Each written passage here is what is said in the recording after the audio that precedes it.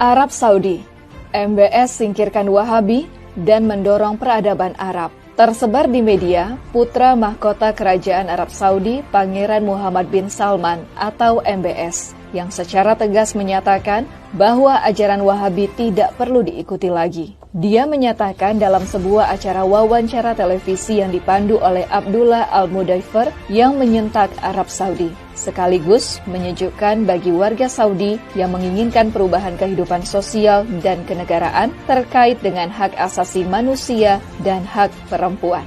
Bin Salman memberikan jawaban jelas ketika ditanyakan tentang ajaran Wahabi. بأنه النفط سوف يتكفل بكل احتياجاتنا في المملكة العربية السعودية.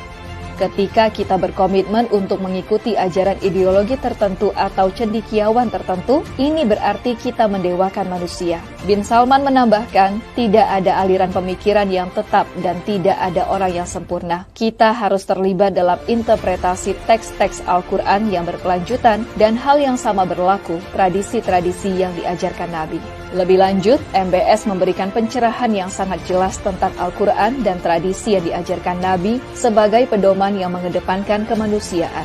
MBS menyatakan bahwa dunia mengikuti hukum yang jelas yang mengatur kehidupan manusia.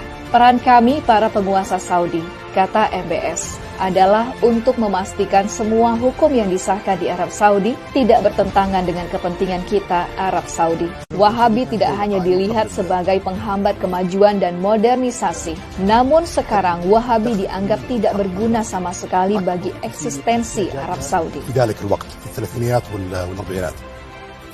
Kegelisahan Arab Saudi terhadap Wahabi dipicu oleh 3 kegelisahan. Pertama, hilangnya peradaban asli Arabia dengan berbagai fatwa Wahabi yang bertentangan dengan kemanusiaan. Kedua, oleh geopolitik internasional yang tidak lagi membutuhkan Wahabi. Ketiga, modernisasi dan internet yang mengubah pandangan warga Saudi sebagai warga negara. Khalid Al-Dakhil, sejarawan dan intelektual Arab Saudi menyebut dengan jelas, Wahabi mengajarkan orang Saudi menjauhi sejarah negara yang jauh lebih besar dari sekedar Wahabi. Khalid Al-Dakhil dalam podcast bersama Abdur Rahman Abu Mali menyatakan, kita belum belajar sejarah negara kita Arab Saudi. Kita hanya diajarkan kata-kata penulis sejarah ajaran Wahabisme, Ibnu Ghanam dan Ibnu Bashar. Dan sampai sekarang kita masih menjalaninya. 6 يناير أشبعوه الأمريكان كثير من الكلام. كلامهم صراحة ما قيل في الإعلام الأمريكي 6 يناير في الولايات المتحدة. أنت تقصد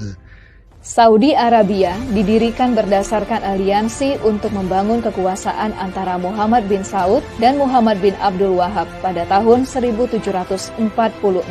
Bin Saud mendapatkan kekuasaan sebagai Raja Jazirah Arab. Muhammad bin Abdul Wahab menjadi juru stempel legitimasi kekuasaan bin Saud dengan menggunakan isu agama.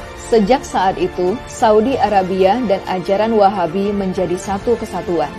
Kini, Wahabisme tidak lagi mendapat dukungan negara Saudi dan Wahabisme tidak lagi menjadi agenda Saudi di panggung internasional. Di dalam negeri Saudi, Wahabisme kehilangan seluruh kekuatan ideologi dan politiknya karena polisi syariah yang sangat menakutkan dan kejam telah dibubarkan.